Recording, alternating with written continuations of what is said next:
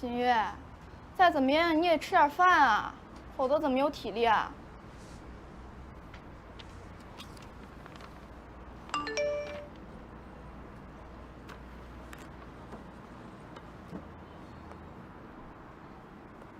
那我们都知道啊，您的这个宝贝也是拍出了天价。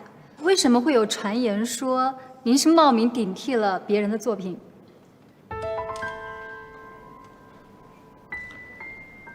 这种说法纯属诬陷。我已经委托我的律师团队，如果再有人造谣，我绝对会拿起法律的武器来维护我自己的权益。这简直胡说八道啊！新月，你快过来看，你快来，快来，快来！怎么了？你快来看，今天的新闻推送。对于宝贝的著作权的纠纷案，一审结果已经出来了，您是胜诉了。当然了，法律维护的肯定是正义的一方嘛。怎么能无耻到这种地步？他都欺世盗名这么久了，他还在乎无不无耻吗？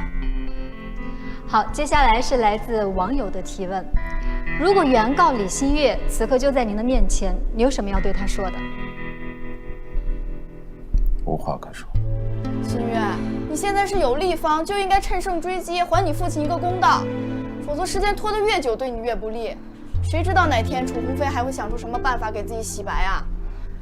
有细心的网友爆料说，您的儿子楚之汉之前的房车旅行当中邀请到的嘉宾就有李新月，这是一种什么样的考虑呢？是一种低调的示好？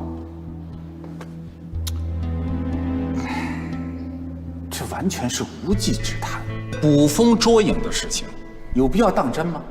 抱歉啊，今天我们采访到此结束吧，我们后面还有别的行程。好，谢谢大家啊。新月，你还犹豫什么？他对媒体都这样表态了，说明他毫无反悔之心。对待他这种人，就应该把真相公布于众，让大家都知道他真面目。你说的没错，看来这个人毫无反悔之心，我不能再给他们时间了。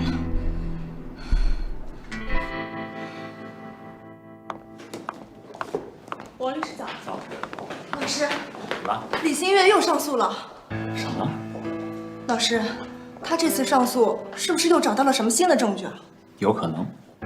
等一下开个碰头会，帮我约个晚上的餐厅，我要和楚大师见一面，看看他的意思。好的。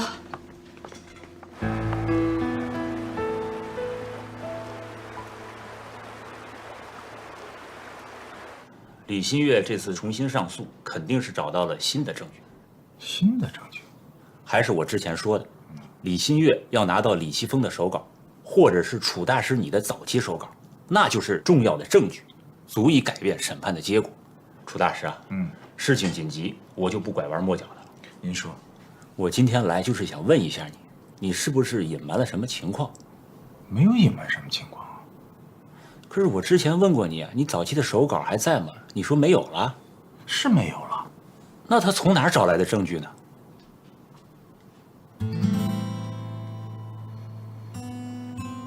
王律师啊，我之前跟您交流的都是如实相告。如果说他找到了新的证据，我觉得除了伪证，还有别的吗？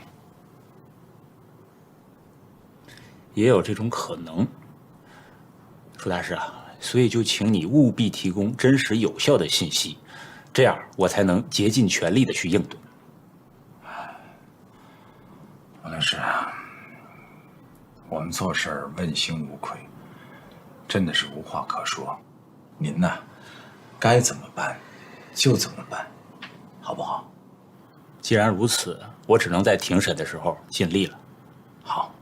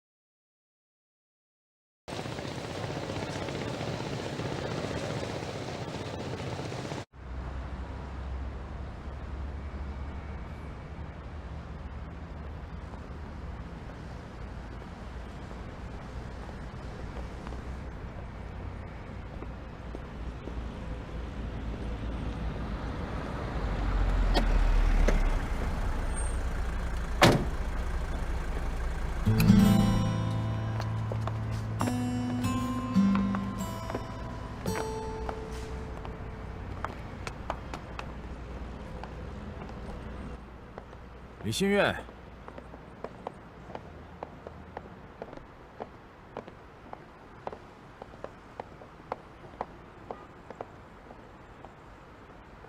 你是赢不了我的。是吗？你非得要撞南墙撞得头破血流才知道回头吗？你这样一而再再而三的跟我过不去，你到底想要什么？我想要什么？难道你不清楚吗？我就是想要所有人都知道，你楚鸿飞到底是什么样子。如果你想要钱，我楚某可以帮你；如果是别的，差不多得了。再纠缠下去对你没好处，我的忍耐可是有限度的。我爸爸的在天之灵会看着你的，看着你把属于他的东西一点一点还回来。我希望你能记住，正义有可能会迟到，但永远不会缺席。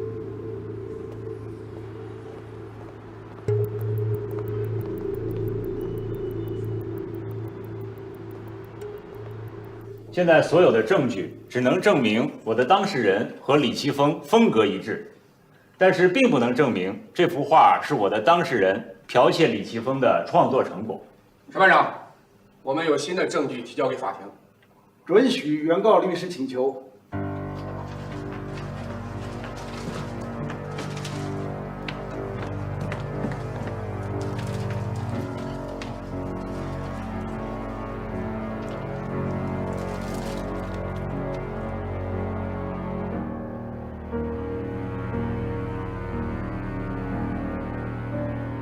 现在出示给被告方。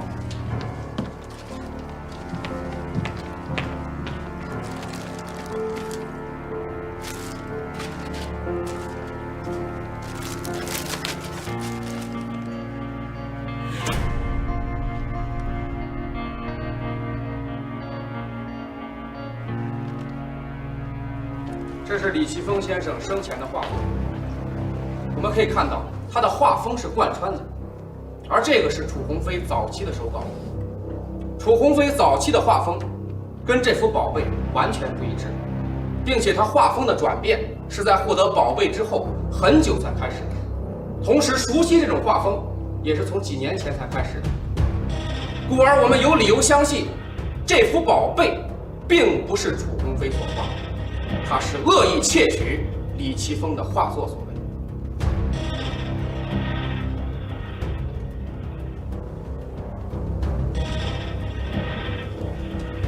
由于对方提供了新的证据，我们请求休庭。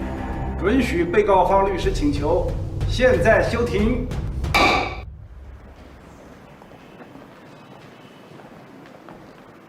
道歉吧。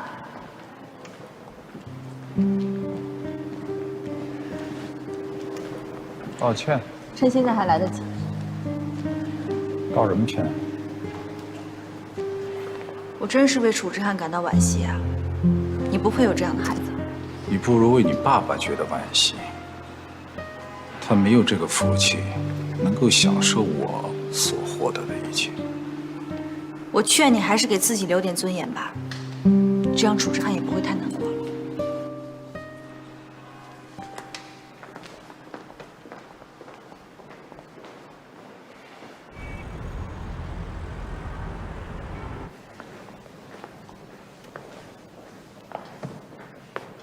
怎么回事？你不是告诉我说你会尽全力吗？楚大师，我向你询问过信息，可你没有对我阐明交代。该交代的我都已经告诉你了。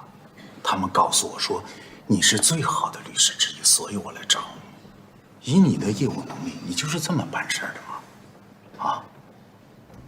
别的我现在不管，我现在问你一句话：用什么办法可以扳回现在的局面？你要钱我给你，不管你要多少钱我都给你。这是能用钱解决的事吗？现在原告手里证据确凿，我们现在处于劣势。处于劣势，要是处于优势，我找你干嘛呀？嗯？我告诉你，我楚鸿飞在这个事情上，我问心无愧。你你身为我的代理律师，你眼睁睁地看着那个小姑娘往我的身上泼脏水，你算是什么狗屁律师？我告诉你啊，胜负固然重要，但是不能超越法律的范畴。我的职责就是在法律的范围之内施展我的个人才能。你还有才能？你被解雇了，滚！恕不奉陪，滚！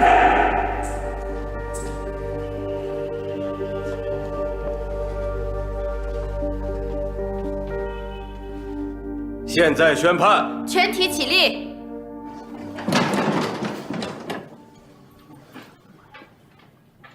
本院认为，被告人楚鸿飞侵占李奇峰宝贝一画成立。被告楚鸿飞非法占有李奇峰画作，侵害李奇峰权利，且长期以雪山画派创始人身份自居，给原画作者李奇峰造成难以估量的名誉损失。判决如下：一、自本判决生效之日起，被告楚鸿飞退还非法占有的李奇峰画作宝贝及违法所得850万元。二、自本判决生效之日起30日内，被告在省级以上新闻媒体向李奇峰家属公开道歉。三、本案诉讼费由被告方承担。本判决为终审判决，判决书自审判后7日内送达。现在闭庭。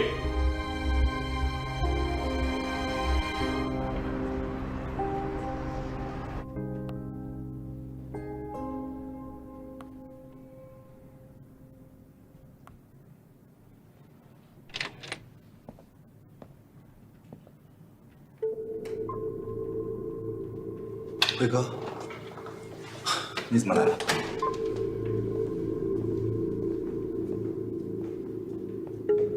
看什么呢？这么入神？我来看看，老板给你这新地儿不错呀。看来这儿的工作你要暂时放一下了，跟我走一趟。去哪里？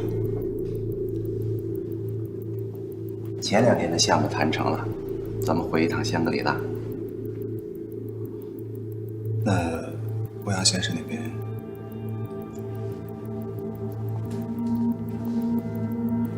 这就是欧阳先生的项目。这个项目做成了，未来几年，咱们就不用做别的了。辉哥，那咱们什么时候动身？就明天吧。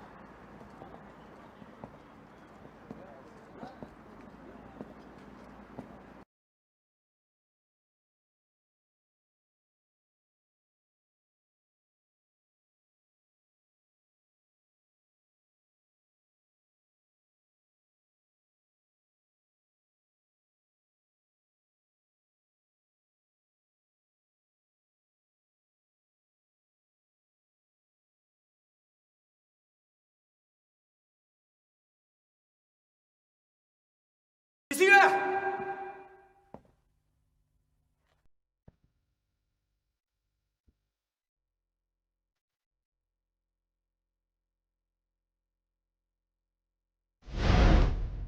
这位小姐姐要去哪儿啊？别理我，烦着呢。混！哎呀，今天化工层面有全红那个。我警告你，如果你再跟着我，就报警了。我们吕西在这儿。我是她的男朋友和未婚夫，原谅我吧，我不能没有你。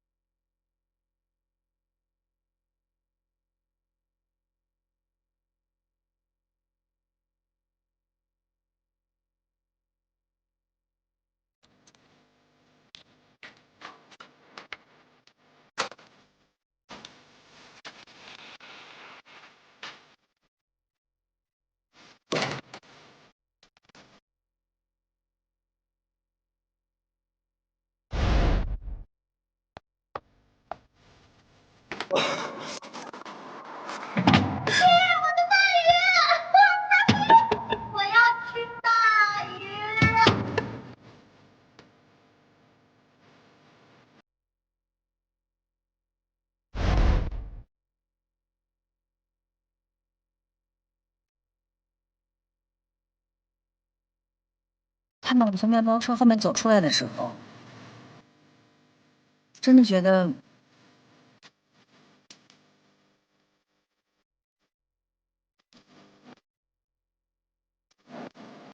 没有什么，是真的感动。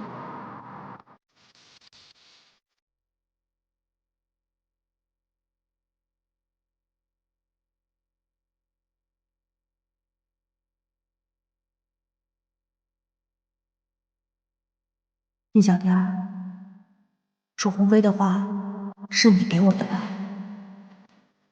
可你到底在哪儿呢？今天是我人生中最重要的时刻，我都想和你一起喝酒庆祝，但是为什么你要躲着我呢？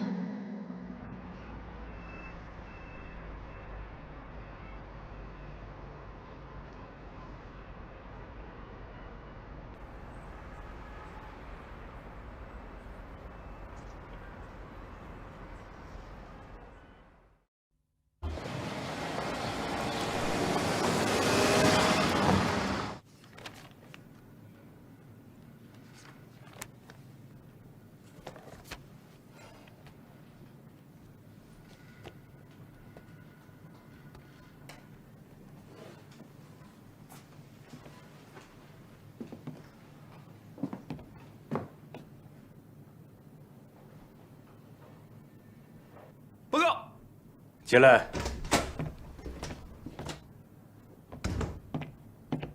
陈局，经监控视频排查，已经确认和飓风通话的电话号码购买者就是楚鸿飞。好，马上批捕。是。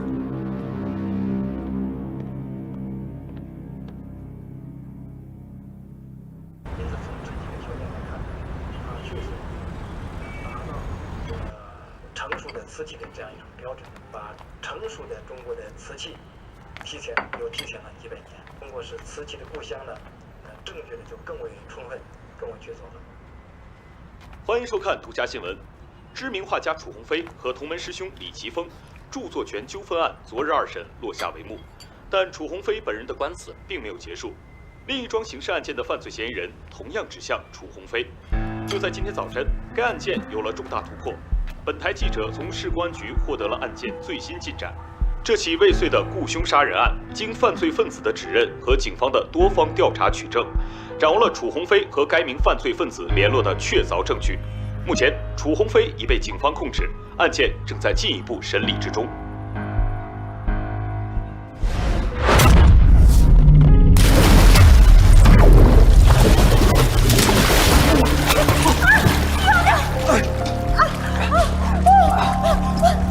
你到底得罪的人是谁？我确实不能告诉你这么多，因为知道人越多，危险就会越多。现在已经是有人想要你的命了。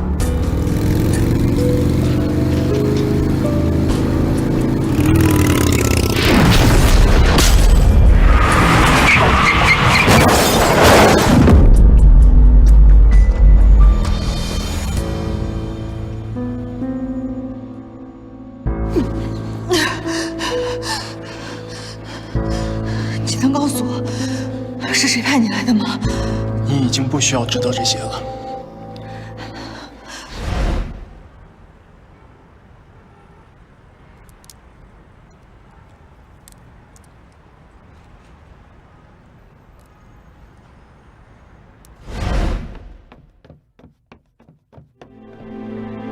如果今天不是你对我说的话，我真的不知道那条手链对你意义那么重要。但是偷你的那个人知道，要不然他也不会偷。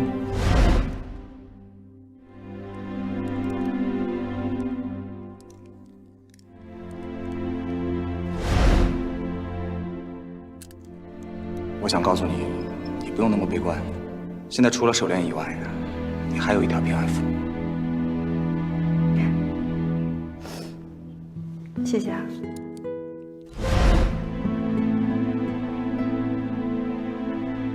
爸爸妈妈，那个欺世盗名的人已经得到了应有的惩罚，你们安息吧。你们的女儿会继续走好自己的路的。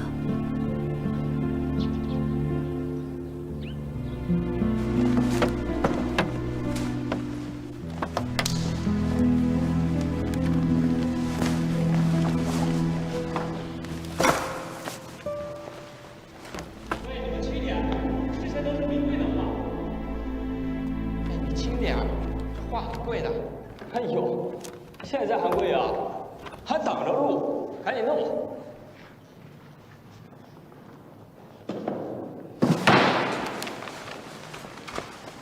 陈总，他们实在是太过分了。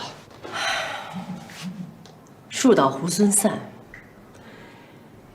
以前都是别人追着我们来画廊求画，现在这些都成了不值钱的东西了，没有人会认真对待他们的。现在就把画廊处理掉，真是太可惜了。没什么可不可惜的，放在这里也是喝西北风。你和其他员工都说了吗？我和他们都说清楚了，但是他们都在问遣散费的事啊。你转告他们，让他们放心，等我把画廊转让出去，1分都不会少他们的。好的。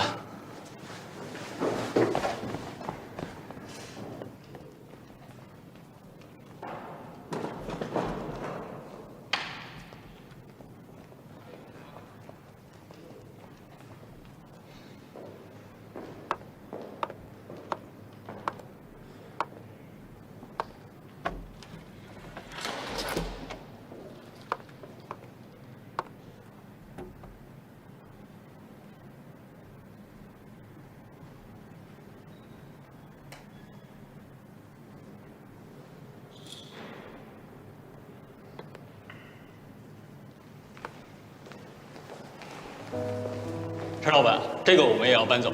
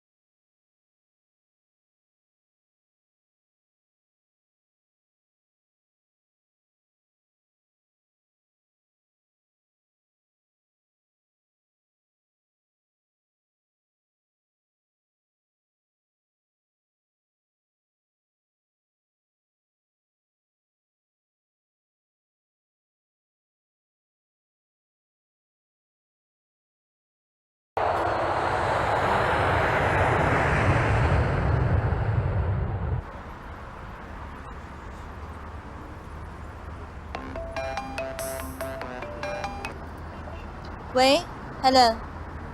哎，心月，你赶紧出来啦！为了庆祝你官司胜利，我特意为你准备了闺蜜下午茶。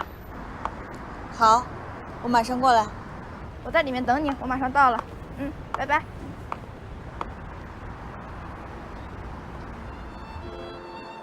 干杯！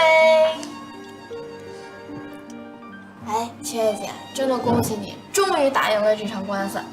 谢谢你陪我出庭，要是没人陪着我，我可能真的没勇气坚持下来。唉，不过这楚大师一审的时候，那气势那叫一个嚣张，那么威风的走过去，我当时看了也觉得你没胜算。哎，你猜这楚家现在什么样？什么样啊？听说这侵权官司败诉以后，他们家好像不断在走衰运呢，又陆续被爆出好多事儿来。那画廊被查出经济问题，有很多数目都对不上。对了，还要雇人对你下手，卷入了刑事案件。我这一路上遇到那么多风波，他雇的那个人对我倒是没造成什么后果，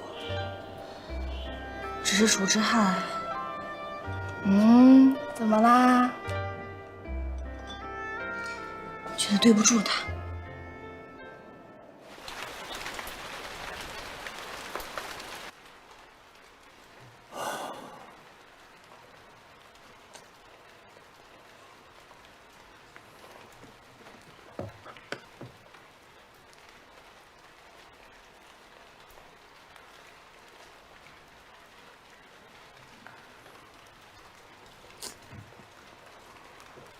被告人楚鸿飞侵占李奇峰宝贝一画成立。另一桩刑事案件的犯罪嫌疑人同样指向楚鸿飞。这起未遂的雇凶谋杀案，经犯罪分子的指认和警方的多方调查取证，掌握了楚鸿飞和该名犯罪分子联络的确凿证据。日前，法院对此案进行一审判决，以故意杀人罪判处楚鸿飞有期徒刑10年。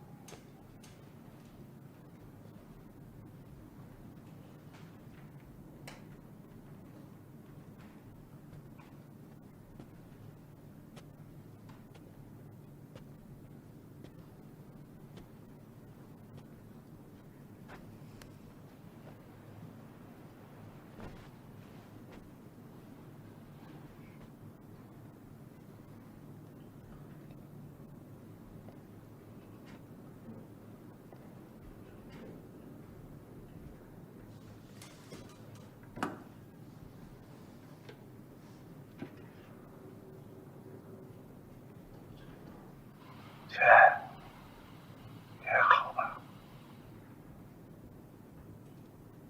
你好吗？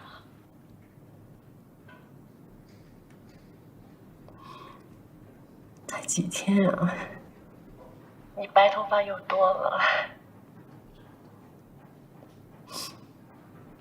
我白头发多了没事儿，让你们俩受累。志涵怎么样了？志涵还好吗？他怎么会好？他只是不说而已。我这是自作孽不可活呀，都是我的错。我没什么关系，只是连累到你跟儿子了。你别这么说，我们是亲人，我们是最亲的家人，而且你到今天这个地步，我也有责任。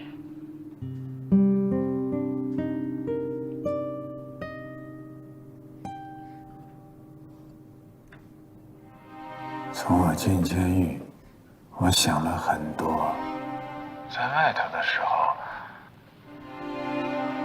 成天忙忙叨叨的。我这么多年都在追求一些什么东西？利益，想要得到更多。这么多年都没有时间能够静下心来，让我自己好好的去想想，我到底是一个什么样的人。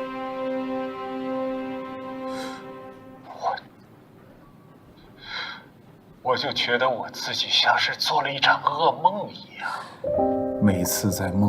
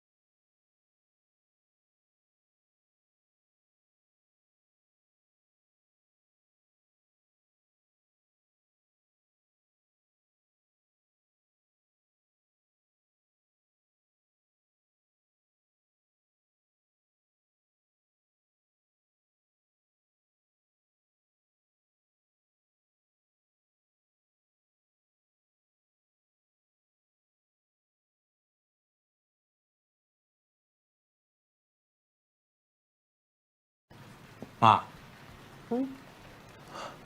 今天怎么是你做饭？陈妈呢？我让她回去了。从今天开始，就我们两个自己过了。之前我一直忙于工作，也没有时间照顾你，我没有尽到一个做母亲的责任。现在开始，我有时间了，我可以每天都陪你，每天给你做好吃的。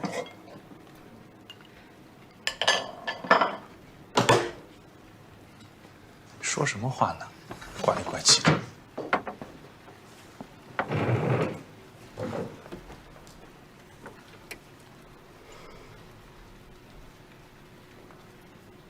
我想好好弥补你。吃饭吧。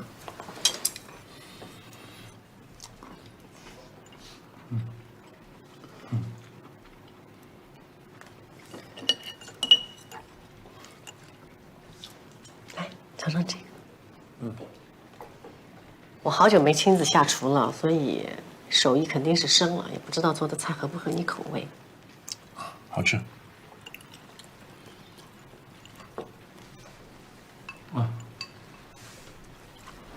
你自己也吃啊。